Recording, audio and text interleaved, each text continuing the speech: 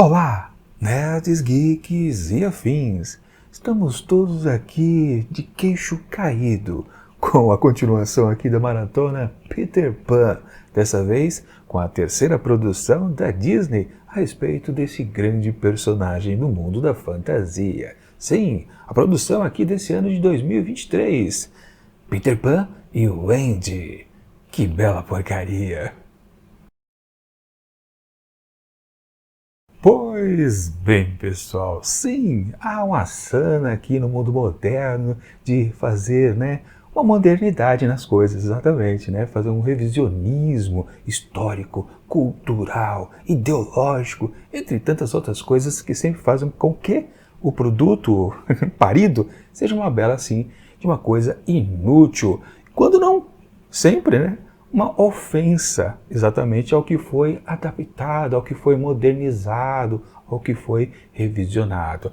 E foi exatamente isso que fizeram então com Peter Pan quando produziram esta abominação na forma de live action, querendo homenagear depois de 70 anos lá aquela animação super clássica, a de 53, Peter Pan. E sim, já podemos logo ir de cara para a base de tudo, que é, claro, o livro. Sempre lembrando que a primeira ideia de James M. Barrie foi numa peça teatral, onde ele realmente definiu o que é Peter Pan e todo o universo que a gente conhece. Mas depois, na literatura, a peça é de 1904, essa literatura é de 1911, aí sim ele deixou tudo estabelecido.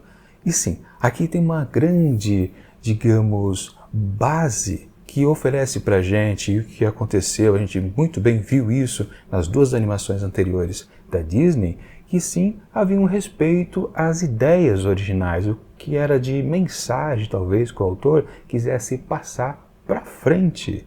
Experiências próprias, experiências do mundo que ele vivia, com certeza. Sim, toda obra reflete o seu tempo, mas não é por causa disso que você quer, digamos, refletir o seu tempo, que você pega uma obra de outra era e faz uma avacalhação completa.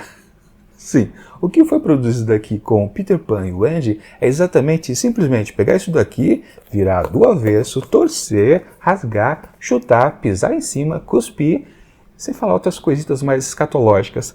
Caramba, eles principalmente reverteram tudo o que há de conceito aqui. Uma das coisas mais bonitas que tem nessa obra aqui, não sei se no texto da peça teatral também já vi exatamente nessas linhas, mas vamos nos apegar aqui ao que a gente viu, constatou, ou seja, que a gente leu a obra original aqui, literária. Caramba, eles reverteram o conceito do que é a mulher no mundo, o conceito da importância da maternidade. Essa obra fala sobre isso.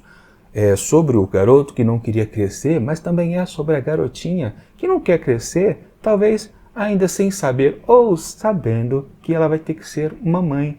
Ela tem um poder, exatamente isso. A mulher já é poderosa por nascimento. Ela não precisa ser empoderada. Ela já é o ser mais poderoso que habita esse modesto planetinha. Sim, porque ela tem o dom da maternidade. E a obra original fala justamente sobre isso, sobre a importância da figura feminina perante aqueles garotos perdidos e principalmente Peter Pan. Por um motivo talvez que você possa não entender direito quando lê a obra, mas você pode chegar a uma conclusão quando chega ao seu final. Eu tive sim uma certa ideia do que pudesse ser, que eu coloquei na minha resenha justamente aqui do livro. Então eu destaco para vocês aqui o vídeo que eu produzi, que não está aqui nesse canal, está lá no meu outro dedicado à literatura. Mas eu tenho um apontamento aqui a respeito do final, que meio que, claro, casa ainda também com as ideias do James M. Barrie a respeito do que é a mulher, do que é a maternidade e a importância da mulher, da mãe, para as crianças, para os seus filhos. E aqui, nesse filme, simplesmente tudo foi jogado no lixo, apenas para meio que se adequar à modernidade, às famosas ideologias, de igualdade, de sensibilidade, de respeito às mulheres. Mas no fundo, o que se faz com esse produto aqui é uma ofensa, inclusive não aos fãs da obra em si, de quem gostava de Peter Pan, das animações antigas. Não, é uma ofensa escancarada às mulheres. Ao mesmo tempo que se tenta empoderá-las, não precisa, já falei, mulher já tem o poder natural. Mas no fundo, o que se faz também é uma avacalhação a respeito das mulheres e para as mulheres. Numa certa tradução, a gente pode dizer assim, né? Se o filme diz que toda mulher pode ser o que você quiser, e aí pode até incluir homens, né, na loucura de hoje em dia, né? Na verdade, você acaba sendo nada. Porque se você não é o que você nasceu para ser, você vai ser o que então? Outra coisa? Mas outra coisa não é o que você é. Enfim, o pessoal de hoje em dia, eles estão com a cabeça tão doente, tão adoentada, que não conseguem perceber o óbvio, que, por exemplo, obras como essa passam para a gente de geração a geração, que é simplesmente isso, que na verdade é apenas a constatação do dia a dia, não daquela época, mas de sempre.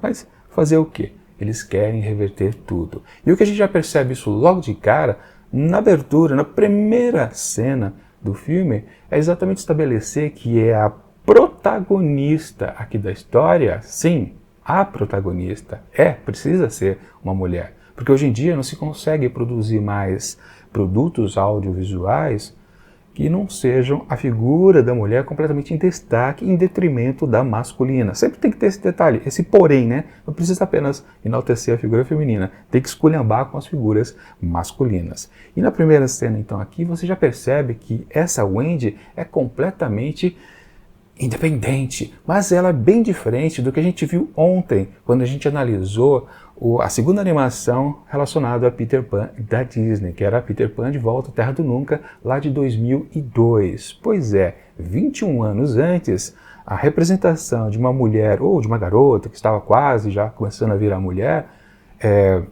aquilo que existia de uma jovem decidida, digamos assim, e ela tinha um motivo para ser decidida, para querer fugir um pouco da sua infância, para o que é hoje em dia de uma mulher completamente mais rancorosa do que independente. Vamos combinar. E sim, logo de cara a gente já percebe que numa fala sutil da Wendy, ela retruca o que sua mãe fala, o que ela pede. Acho que ela pede para arrumar alguma coisa, né?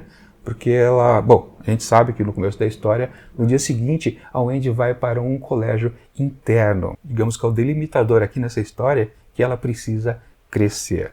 Mas ela retruca a mãe assim de uma maneira bem rápida. Está numa cena um pouco de ação, onde os seus dois irmãos, o João e o Miguel, estão lá brincando de espada, subindo uma escada, e ao mesmo tempo o Wendy responde à sua mãe. E você mal percebe que isso está acontecendo, mas de fato é isso. Já existe ali uma força, uma necessidade do roteiro de dizer que aquela personagem ali é completamente independente. Não que ela está querendo crescer. Claro, o tema, a temática também de eu preciso crescer, eu não quero crescer, está presente aqui nas falas depois de uma conversa entre as duas, mãe e filha. Aí você pensa, não, o filme é normal, tem essa cena. E você passa batido lá pelo a pequena cutucada, que ela já é completamente independente, você pensa, o filme é normal. Só que não. Logo em seguida, você começa a perceber que já começa a despontar de maneira escancarada que as mulheres precisam ser mais fortes do que os homens precisam ser bananas. A figura paterna aqui, por exemplo, é mínima, para falar a verdade.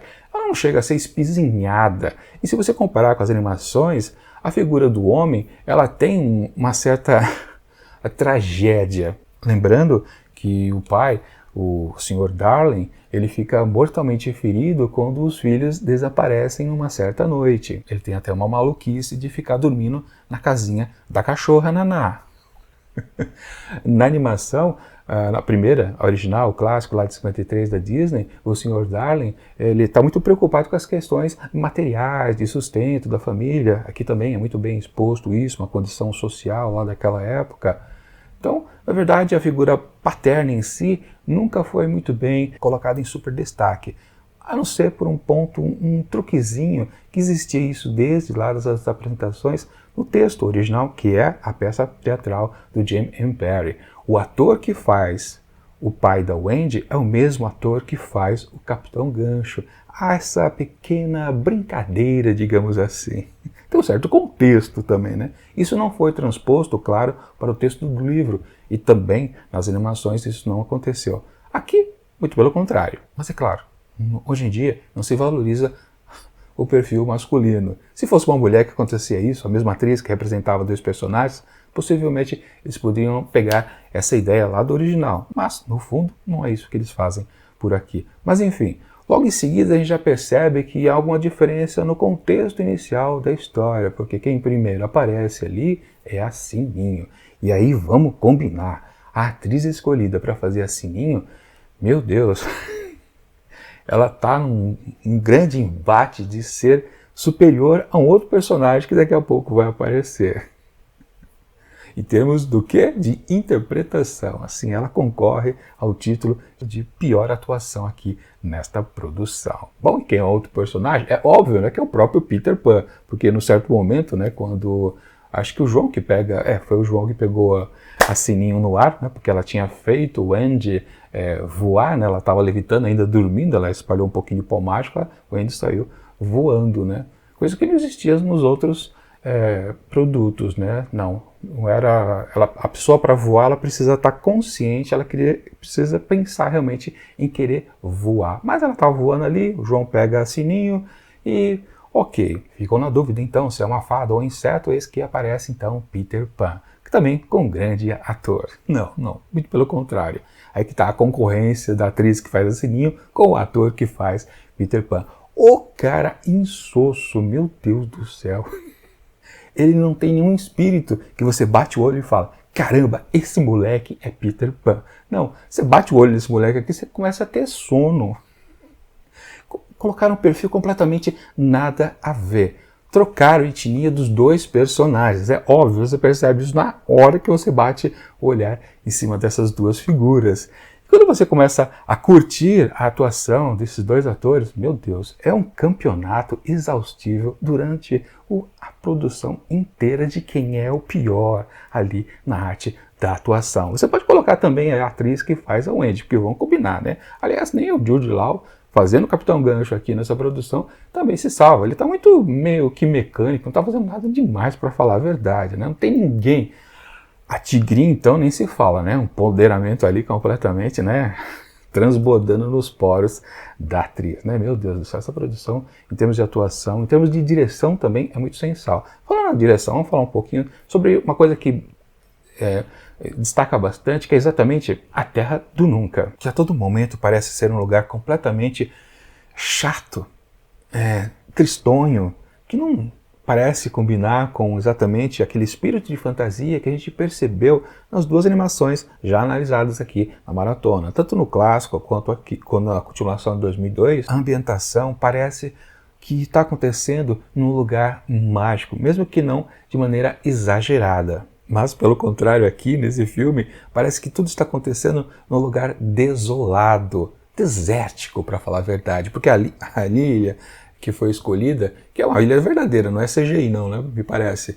Ela é completamente forrada de vegetação, não tem nada a se destacar. Quando a gente vê, vou colocar as imagens aqui para você fazer a comparação da animação de 53. Depois, agora, a animação de 2002. E, por fim, agora a de 2023, que aí é live action, ou seja, é uma ilha de verdade, né? Só que eu tive uma sensação logo que eu bati o olhar aqui nessa ilha. Me pareceu muito a ilha do Parque dos Dinossauros. Não sei se é o mesmo lugar, mas enfim, o que vale, né? Nesse primeiro plano que eu mostrei agora há pouco, realmente parece um lugar mágico, né? Tem aquele brilho do sol atrás, mas depois você só vê planos aéreos da ilha e você vê que não tem nada. De modo algum, passa que é um lugar fantasioso, mágico, que todo mundo quer ir quando criança. Muito pelo contrário, você quer ir embora quando vê um negócio desse. E as crianças falam, né, maravilhadas, eu nunca pensei que pudesse ser assim. Como nunca pensou, minha filha? Você nunca assistiu um documentário de ilhas e arquipélagos bonitos lá fora, pelo mundo? Não tem nada demais ali, né? Justamente não passa nada de mágico. E depois, mais pra frente na produção, a própria Wendy comenta que, acho que com o Peter, né? Não sei se foi com o Peter ou foi com a Tigrinha, mas ela reclama que ela ficou meio espantada que aquele lugar ali era real demais. E de fato, um dos problemas essa produção da Disney, não só aqui, exatamente desse filme, mas de todos esses filmes que são releituras de antigas obras de animações da Disney, é que há um certo excesso de realismo e faz com que tudo perca o encanto, que era justamente o que a gente tinha nos clássicos animados anteriores. Justamente a gente não conseguia esquecer porque era tudo mágico, era bonito, era dinâmico. E essa produção aqui, ela passa pela produção, o desenho de produção, né? Ou seja, os cenários adotados, todo o visual também. Para você ter uma ideia, a única coisa que remete um pouco assim de qualidade, de empenho, de talvez querer passar que aquilo ali é interessante em termos fantasiosos, é exatamente o navio do Capitão Gancho, que sempre me foge o nome do navio, mas ele tem um nome, na literatura ele tem sim um batismo. E mesmo assim, né, do jeito que está constituído aqui no filme, é apenas um navio, né, um galeão de pirata e acabou, nada demais, não tem nenhum trabalho, mas é o único local, o único cenário que você fala, caramba, eles construíram, gastaram uma grana para construir um certo cenário que parecesse alguma coisa, mas no fundo, e aí vamos combinar, né? É apenas um navio, não tem nada demais. Os outros elementos do filme, ó, realmente não tem graça. Mas enfim, já que estamos falando dos piratas, exatamente quando eles chegam então à Terra do Nunca, eles aprendem a voar de maneira rápida, né? Aliás, antes de chegar à Terra do Nunca, né? Tem um detalhe muito interessante que também chama atenção, que é uma coisa que diverge bastante do que a gente já havia visto antes, que é a importância da cachorra, a babá, a Naná. Quando o pessoal está indo embora, né? As crianças junto com Peter Pan e Sininho rumo à Terra do Nunca, né? Já estão voando, já dominando a arte do voo. Quem é que joga o pozinho na Naná? É a própria Sininho? Ou um dos garotos que joga um pouco? Agora eu não me lembro. Bom, enfim, não importa. O que vale que há um detalhe curioso. A Naná começa a flutuar, né? Não querendo voar, e muito pelo contrário, ela dá marcha ré, desce, já estava alçada ao voo, ela desce e vai se proteger na sua casinha. É uma coisa completamente biruta do que a gente havia visto antes, porque, bom, primeiro que aqui, né, na produção, a Naná não é colocada como uma cachorra babá da família, principalmente, claro, das crianças, mas essa reação dela de fugir da aventura é uma coisa que soa completamente absurda aos contextos originais da obra. Mas voltando então à Terra do Nunca, quando eles estão lá e os piratas percebem que existem lá, ou que o Peter está voando mais uma vez e começa a voar bala de canhão para tudo quanto é lado, né? Aí acontece a primeira coisa que chama atenção, que definitivamente Peter Pan não é o protagonista aqui desta história. Muito pelo contrário, que é exatamente aquele ponto onde depois de eles serem atingidos lá no topo de um dos morros, simplesmente toda a ação do filme é deslocada para a Wendy, fazendo com que Peter Pan desapareça do mapa durante uns 10 minutos. Mas você fala, pô, é pouquinho. E quando ele retorna, é de uma forma protagonista. Só que quando faz essa pausa para valorizar a figura da Wendy, aí que você vende completamente o que é esta obra. É para isso, tá, pessoal, que a gente veio. Aquele garoto que não quer crescer, esquece. A gente quer falar da garota que quer crescer, não quer crescer, mas quer crescer, quer ser uma mulher empoderada, e por cima, por baixo, e você acaba descobrindo, claro, logo de cara, Tigrinha.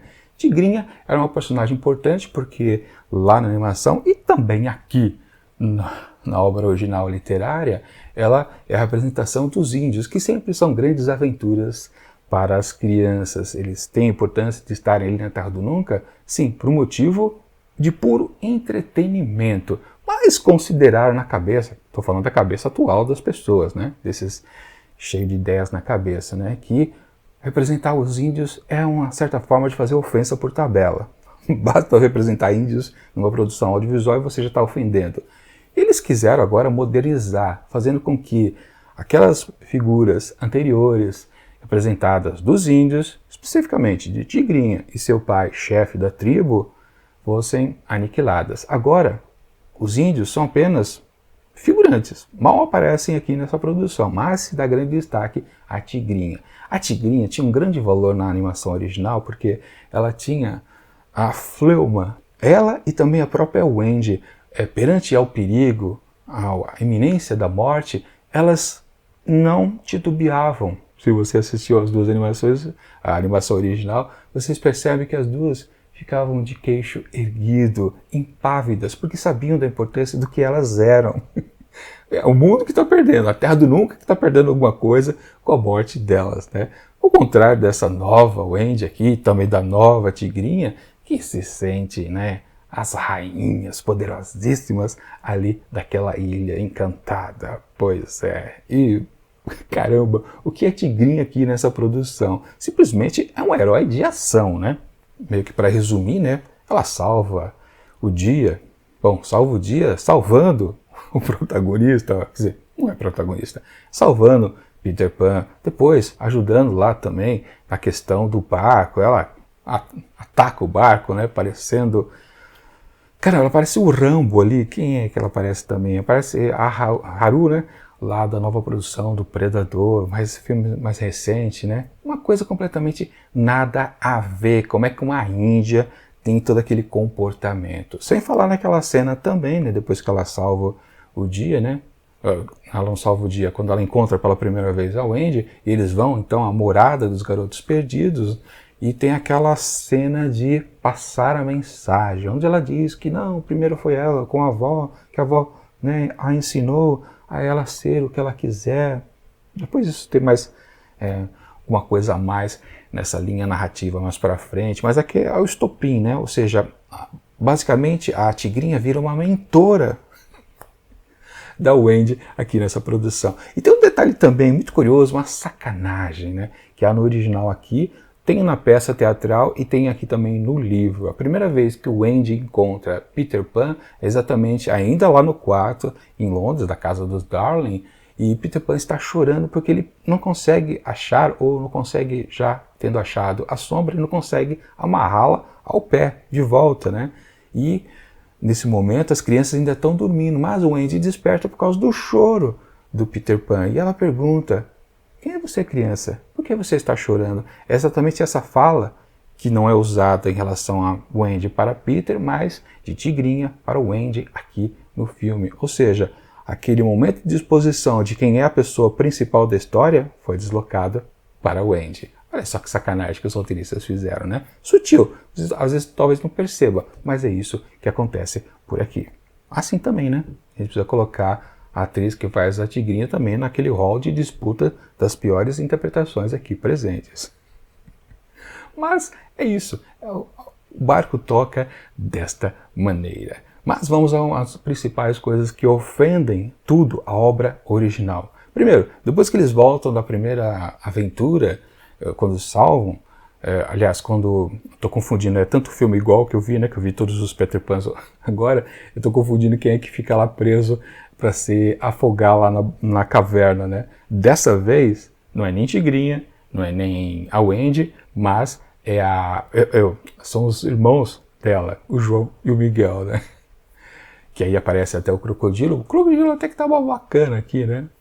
E depois daquela sequência ali, o que acontece é exatamente uma das coisas mais revoltantes dessa produção, que é exatamente aquele tapa que o Wendy dá no Peter, quando ele está todo cheio, né, falando, salvei o dia, né, fiz tudo que eu tinha que fazer, afinal de contas, sou herói disso aqui, né, ele leva um tabefe na cara, aquilo ali é simplesmente ultrajante. E depois ela ainda fala, né, numa sequência, aliás é cortada, a cena do tapa é diferente da cena onde eles estão descendo já o morro e ela continua a espizinhar a figura de Peter Pan, falando que ele não é o herói de nada, afinal de contas ele precisa de pau mágico para voar, ou seja, ele não voa por si só, né, por causa de uma mulher, da Sininho. Depois ela também fala, não, a Pocahontas, Tigrinha, fica te salvando o tempo todo, ainda por cima você fica dominando essas pobres criancinhas. É uma espizinhação completa, né? E realmente tem um detalhe do corte que tem ali. Eu acho que a cena era até mais alongada, mas eu acho que eles perceberam que o negócio ficou tão absurdo que resolveram meio que encurtar, né? Porque do tapa se corta para a descida ali do morro. É realmente uma montagem bastante esquisita que esse filme tem nesse ponto da história. Eu acho que cortaram muita coisa ali. E de novo, você pode comparar, não, mas na animação original, a Wendy, ela era esforçada também. Aliás, estou confundindo, falei que eu sempre confundo as coisas, né? É na segunda animação, onde a filha da Wendy, a Jane, ela monta uma jangada e quer ir embora, né? zarpando dali, querendo voltar para casa, porque ela tem responsabilidade de cuidar da sua família. Acontece que, de novo, aquela Wendy, aquela Jane, aquela filha de Wendy, era forte porque ela tinha, sim, um conceito embutido desde o comecinho da história. Não era um negócio forçado. Já essa nova heroína aqui, a Wendy, é uma forçação de barra o tempo todo. E a partir desse tapa, basicamente, que ela dá no Peter, meio que o texto se vende completamente, tipo, ó, daqui pra frente, já que vocês viram que a gente acabou de dar na cara do herói de vocês, agora eu vou mostrar de fato o que é essa história. Onde, por exemplo, lá na caverna, quando ela, um pouquinho antes dela cantar aquela canção de ninar para os garotos perdidos, ela acaba dizendo que, eu não sei se eu quero ser mãe. Isso também já é um assinte com o original. Como assim você não sabe se quer ser mãe, Wendy? A Wendy é a personificação, é uma simbologia da maternidade, ou seja, já está negando tudo. Mais para frente também na história, a gente acaba descobrindo que há uma rixa entre o Capitão Gancho e o Peter. No original, tanto na peça quanto na literatura, não há uma explicação. Não precisa de fato, mas esse filme aqui quis dar um contexto. E existe uma coisa que Gancho foi embora da Terra do Nunca. E quando ele retornou, ele já estava adulto. E quando voltou, voltou mal. Porque, basicamente, né, segundo o texto aqui da produção, adulto e ser mal é a mesma coisa. Ok, mas há uma explicação por que ele foi embora. Na verdade, ele não quis ir embora, o Capitão Gancho. Pois é, ele foi expulso pelo Peter. Bom, a questão do exílio já existia, né? O próprio Peter Pan, na animação clássica, no livro, ele expulsa, ele exila, digamos assim, do grupo Sininho, porque ela tentou, né, prejudicar o Andy. Mas aqui não. Há um motivo muito específico por que Peter resolveu mandar embora Capitão Gancho. Então, né, uma criança, que foi o primeiro garoto perdido, né? Também esse filme estabelece isso. O motivo, aí que dói. Peter o expulsou porque ele, quando criança, Capitão Gancho, estava sentindo saudade de sua mãe. Esse é o motivo. Você está com saudade de sua mãe? Então vai embora daqui. Caramba, isso é exatamente o contrário do que é Peter Pan, o garoto que não queria crescer. Por que ele não quer crescer? Porque ele precisa da sua mãe, caramba. É o contrário. É o contrário. É o contrário.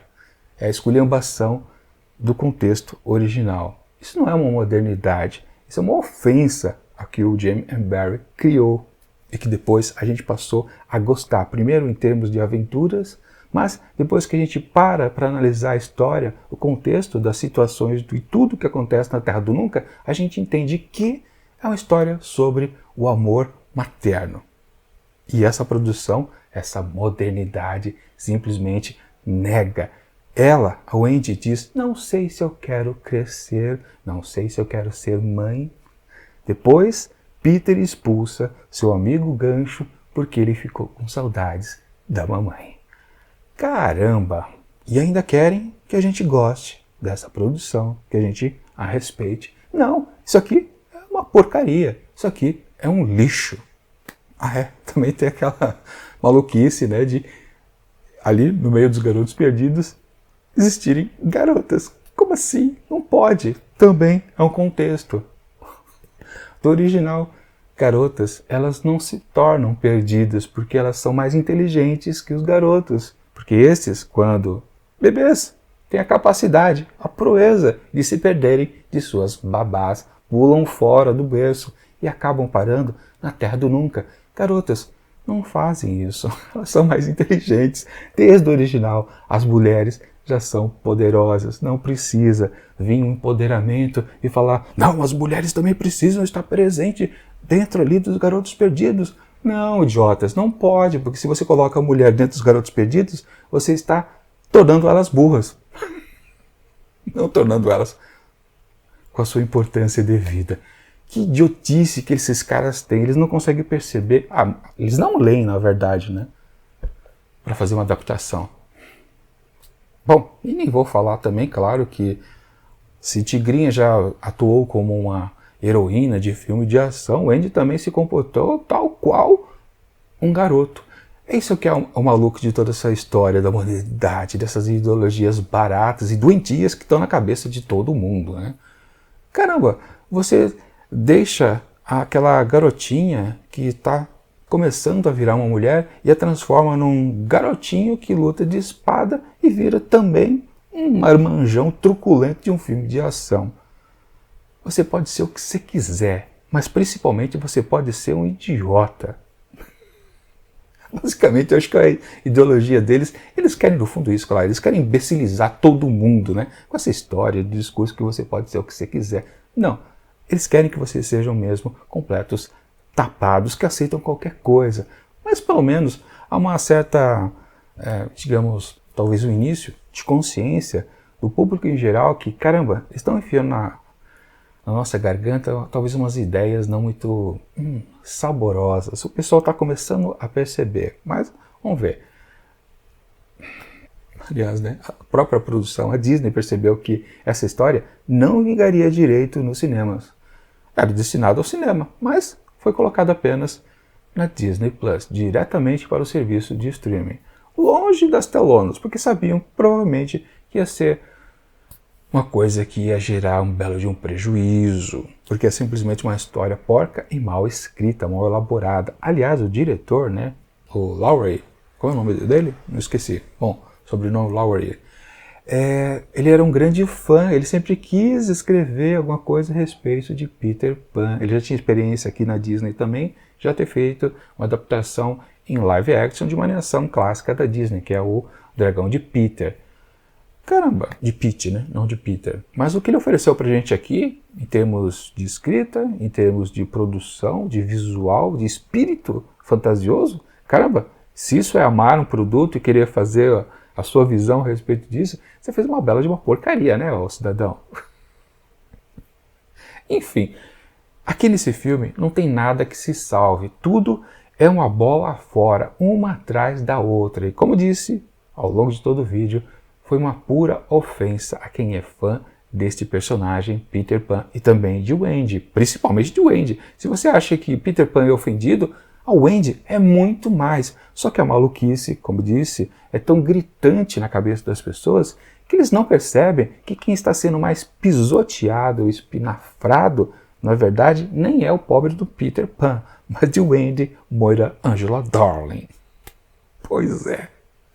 Caramba, para essa bela porcaria aqui, intitulada Peter Pan e Wendy, produção de 2023 da Disney, apenas para o seu serviço de streaming, eu atribuo apenas um delicioso 0. Isso aqui é uma merda. Mas vamos continuar aqui na nossa maratona, agora sim, indo para outras visões. Essa foi uma visão da Disney que meio que destrói tudo que ela fez antes, nas suas duas produções anteriores. A partir de agora, nos próximos dias, vamos dar uma olhada no que outras cabeças quiseram fazer com esta produção. Deu certo? Não deu? Veremos a seguir. Mas se você quer mesmo saber do original, eu deixo aqui na descrição do vídeo link da Amazon para você poder adquirir este livro aqui e conhecer de fato do que se trata essa história. Este volume aqui da editora Zaha tem um texto introdutório muito interessante que traduz toda a história. Recomendo você não ler esse texto antes de curtir o texto do Barry. Primeiro faz a leitura da história em si, aí depois você vem ao texto introdutório que a autora do texto vai destrinchar completamente o que é esta história. Muito bacana, recomendo mesmo para você. Se você, claro, se valer do link para poder entrar na Amazon e fazer a compra desse livro ou de qualquer outra coisa, eu acabo ganhando aquela comissãozinha de vendedor. Isso ajuda muito o canal a crescer. Fim do jabá, vamos finalizar o vídeo também. E é isso.